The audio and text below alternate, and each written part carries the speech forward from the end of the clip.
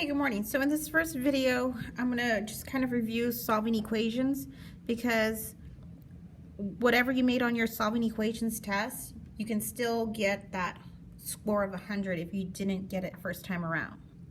So notice I went ahead and I drew my dotted line through the equal sign, and that's to help me know when to use the inverse operations. And so on this first problem, I want to move my 12 from one side to the other. I always look at the sign in front. I see that it is a plus sign, so because I'm moving it to the other side, I'm going to do the opposite or its inverse, which is a minus 12. And whatever I do to one side, I have to do to the other.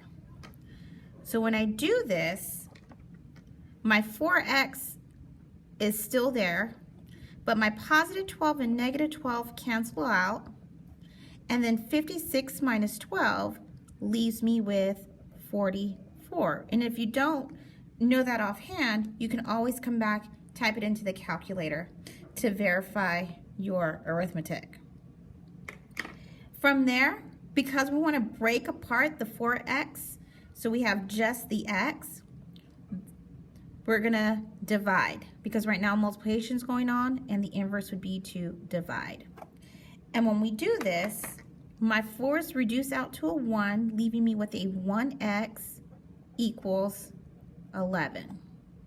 And when said, you can always type it back into the calculator. Now, when you're done with your test, you always want to go back and check.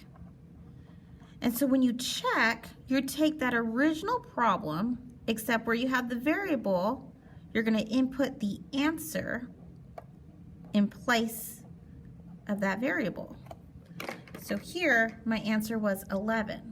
So all I did was rewrite the question, leaving parentheses instead of x, and now I come over to my calculator, and it's going to be 4 parentheses 11 close plus my equal sign is right underneath the yellow control,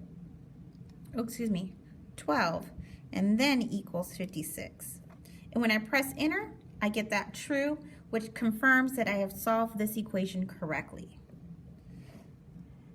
Question 2 is somewhat similar, except now we do have the parentheses. Parentheses mean we need to distribute. Distribute is multiply. So 2 times x would give us 2x. And then 2 times negative 5 is negative 10. Everything else is still there. So I have my line now. I want to move my negative 10 to the other side so I can isolate the 2x. So I have to add 10 to both sides. When I do that, my positive and negative 10 cancel out, leaving me with 2x equals 30. Then I divide both sides by 2, which leaves me with x equals 15. Once again, if I were to check, I take my original question.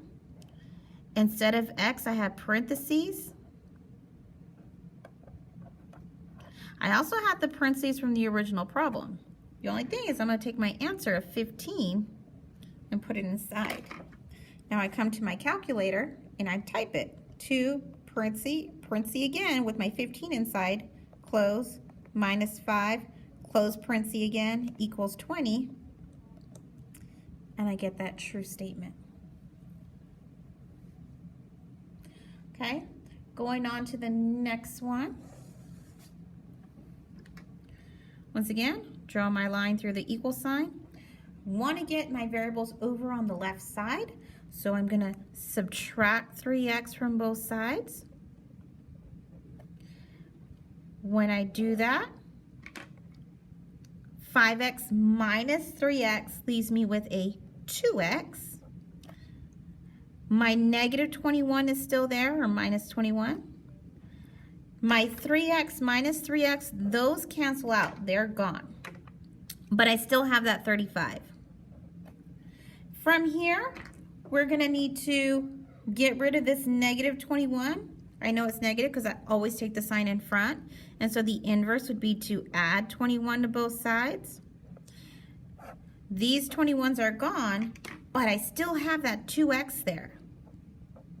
And then 35 plus 21 leaves me with 56. Last step in breaking them apart, I'm going to divide both sides by 2. When I do that, my 2 reduced to a 1, leaving me with a 1x, or we could just say x equals, and then 56 divided by 2 is 28. And then same thing, you could go back and check it. When you check it, it'd be 5 instead of x. I have my parentheses, minus 21 equals 3 instead of x parentheses plus 35. And then I take my value of 28, put it in, and now I come back to my calculator and I just type it exactly the way I wrote it on my paper.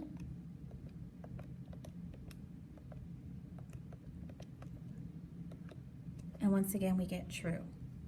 So those are just solving some multi-step equations. Good luck.